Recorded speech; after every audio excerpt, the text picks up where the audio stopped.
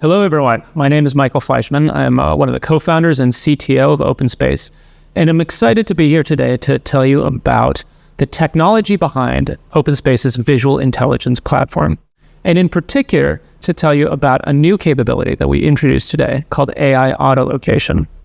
So what I'd like to do is deep dive into AI Autolocation, tell you more about what it is, and in particular, how it works, and then spend some time talking about the future and how we see the combination of location data and another technology you've probably heard a bit about called AI agents, how the combination of those two together can create a whole new class of agent that we call spatial AI agents. And I'll tell you about how we see that new class of agent impacting the future of the construction industry. So let's dive in. Earlier today, Jeevan introduced us to OpenSpace's visual intelligence platform, a real-time, field-first system of work that not only helps you capture the reality of your job site, but also helps you make decisions about what to do next. The way the platform works is it pulls in a vast array of different types of visual information, everything from 360 videos to drone images, even all the pictures and images that you take with your smartphone every day. It pulls in all of this information, and then we use OpenSpace's foundational spatial AI engine in order to process and analyze those images so that you can do things like track progress, make decisions, even take action, both inside our platform, but also through our partnerships and integrations with Autodesk and Procore. If you recall last year at Waypoint, I introduced the spatial AI engine and talked about how we created it by taking advances in technology coming from two megatrends in the world of AI research. On the one hand, we take visual processing advances coming out of the world of spatial computing, which is where algorithms were developed for things like self-driving cars and robotics and other real-world systems. We then combine those visual processing advances with advances in language processing from the world of generative AI, which is where large language models and ChatGPT comes from. By combining those two advances and those algorithms together, we can process that vast amount of visual data, aligning it directly to the floor plans and models of your job site, and then even diving into the images themselves, analyzing the pixels in order to pull out insights and create a kind of living model of your job site that actually evolves as the construction site continues. This allows users to navigate their data across multiple dimensions, whether it's navigating by space so that you can pull up exactly the image you want using the floor plan to find where you are, or navigating by type so that you can compare what your job site looks like today versus any other point in time in the history of construction project. Or you can navigate by meaning so that you can find exactly what you're looking for using the same type of natural language that you'd use every day. Now, while vision and language on their own are a pretty powerful combination, earlier today, we introduced a new capability of the spatial AI engine, which is all about location data. We call this new capability AI Autolocation, and I think it may be one of the most impactful technologies that we've introduced since we started the company. What AI Autolocation does is it allows the system to track users as they move about a job site, everywhere they go, even if they're going indoors. We can use that location data to then power our OS field product, so that, for example, whenever a customer takes a field note or creates an issue or an observation, we can pin that object directly to the location on the floor plan that the user was when they took it, avoiding a ton of ambiguity. And the thing that is most exciting about this, at least from my perspective, is that AI Autolocation doesn't require any additional hardware setup on your job site. You don't even need to be wearing a 360 camera on your hard hat in order for it to work. All you need is the cell phone that you already have in your pocket anyway.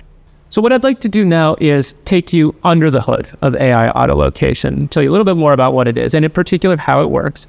And the best way to do that, I think, is to compare AI Autolocation to another location-based technology that you're probably already very familiar with, and that is GPS. GPS, or global positioning systems, are a technology that almost everyone uses all the time. I actually used it today just to get to work on time and avoid some traffic. Originally developed for military applications, GPS can triangulate your position using satellites that are orbiting the world in low Earth orbit and can track users pretty much anywhere they go. I think it's fair to say that GPS is one of the most impactful technologies that has been introduced in the last 50 years. But there's one place that GPS has not made a big impact. and that is indoors. And that is because GPS just doesn't work that well indoors. In order to get a lock on your position, GPS requires your device to have a line of sight to those satellites that are orbiting the globe. But when you're indoors, things like walls and ceilings, they get in the way of that signal, and GPS can't get a lock. Now, there have been technologies that have been introduced to try and deal with this and create a kind of indoor positioning system. Those technologies are pretty heavy-handed in terms of the hardware requirements that they have. So one example of this is to use Bluetooth beacons as kind of proxies for satellites. The way these systems work is that you have to install Bluetooth beacons in specific locations indoors. Once they're installed, as you walk around, you can get a triangulation of your position using those beacons instead of satellites. Now, there are a couple of disadvantages to using Bluetooth beacons indoors, particularly for construction sites. One is just the expense. So these are not cheap systems. You have to, of course, buy the beacons, but actually setting them up and calibrating them can be pretty costly and time intensive. But even more critical for construction sites is that these hardware-specific approaches, they have an assumption of a stable environment. Once you put those beacons up there, they can't be moved around. They need to stay where they are. But construction sites are the opposite of stable environments. They're constantly changing. It's kind of the definition of construction. Walls are coming up, sometimes they come down, things get moved around, things are wet, things are dirty. All of these are very problematic for these hardware-based indoor positioning systems. Now, what we've been developing over the past 2 or 3 years at OpenSpace, though, is an approach to indoor positioning that doesn't require any additional hardware. And what I'd like to do now is show you a little bit about how that works using some videos that we put together. So this first video is one of my favorites. This is actually a video of the very first time we got AI Autolocation actually working on a job site. On the left there is Gabe from our AI team, and he's walking around the job site. This is a West Builder site, so thank you, West Builders, for letting us use this.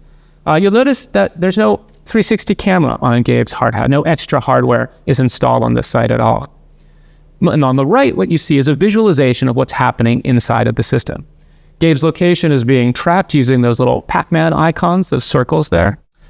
And then what you also see there is a heat map visualization overlaid on the floor plan. That heat map is something we call a sensor map, and we generate a new sensor map every time a 360 capture is taken. The way this works is that as a user walks around taking a capture, those frames of video are uploaded to the Spatial AI engine and processed to create that living model that we talked about earlier. That model is then merged with the sensor data coming off of the camera and the user's phone, and then aligned to very specific parts of the floor plan. What this means is that the next time a user walks the job site, even if they're not taking a capture, the system can compare the sensor readings coming off of their phone to the sensor readings in that sensor map that was generated the last time a capture was taken. The system can then look at that matching, that fingerprinting, in order to try and estimate the location of the user at any point in time. Creates a kind of probability distribution. That's what that blue circle that's shrinking and growing represents, in order to estimate its confidence in where it thinks the user is. But what's critical here is that these systems are learning systems. These are learning algorithms, which means the more a customer uses it, the better it actually gets. This is a great example of the flywheel that Jeevan was talking about earlier. And it's because of this adaptability, this learning, that allows us to use this location data in our OS Field product.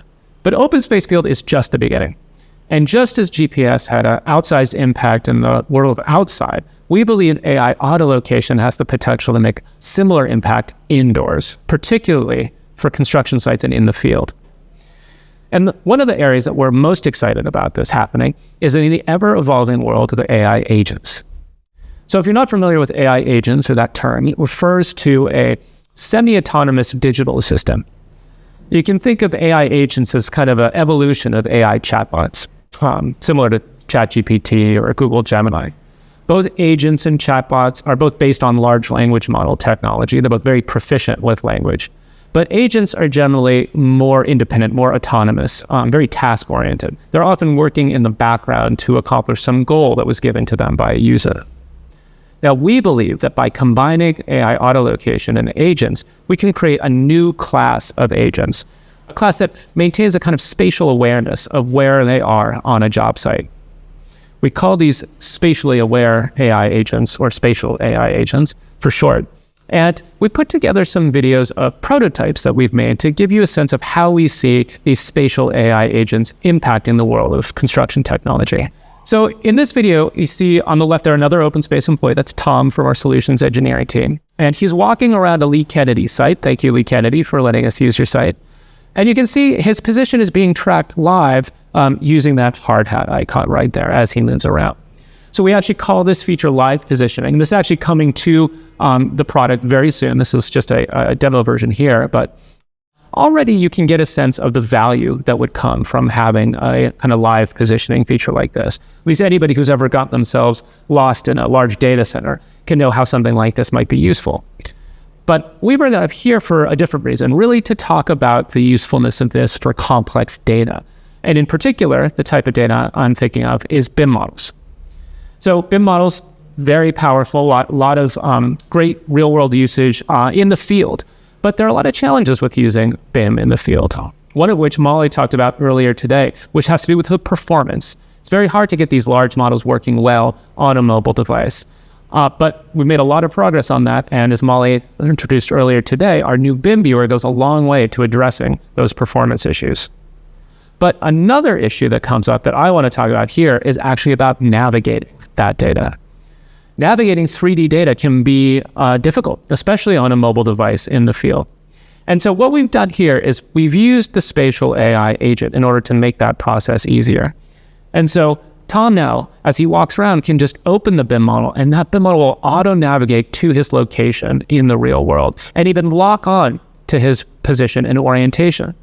So as he moves around, that BIM model can even follow him along, track his location, and move with him. Now, of course, there's a lot of efficiency advantage to this. There's a lot of clicks that Tom doesn't have to go through.